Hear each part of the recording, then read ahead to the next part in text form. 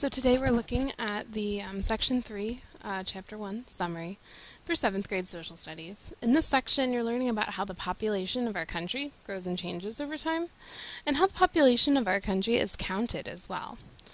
Some terms to remember: census, an official count of the number of people in a country; demographics, the study of the characteristics of human populations; birth rate, the annual number of live births per 1,000 members of a population; death rate, the annual number of deaths per 1,000 members of a population; migration, the movement of people from region to region. Section 3, the American people today. To keep track of how the population of the United States changes, officials take a census, or counting, every 10 years. The census counts how many people live in the many areas that make up our country. It also collects demographic data, information that tells us about the characteristics of the population. The government, businesses, and other groups use these facts to plan effectively for the future. Census takers account for the population growth in 3 ways. First, a natural increase in population can occur when the birth rate is higher than the death rate.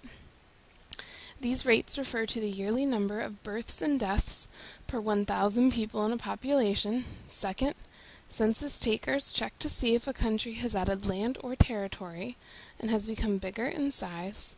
Third, they look at new immigrants. The demographics gathered from a census can answer many questions about the United States population, which is now estimated to be almost 300 million people. For example, how has family size changed over time? What kinds of people live together in an average household today? What percentage of the population is elderly? What percentage is adolescent or teenager? Some of these answers may change over time. For example, more women work outside of the home today than ever before. Women go to college more than men now, too. Over the years, our population continues to grow more and more diverse. The census also shows how populations move around over time. This is especially important information when determining states' populations and how many representatives each state then gets. When most industries opened up in cities, workers migrated or moved there to find jobs. Then came the invention of the automobile. Cars allowed people to move just outside of the cities or into the suburbs.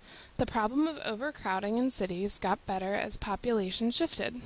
Even so, more than 80% of Americans still live in a metropolitan area, a region with a city at its center.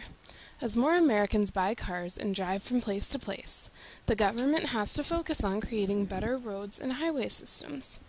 Over the last few decades, the metropolitan areas in the Sun Belt, a nickname for the southern United States, have grown faster and faster. People decide to live and work where they enjoy the climate.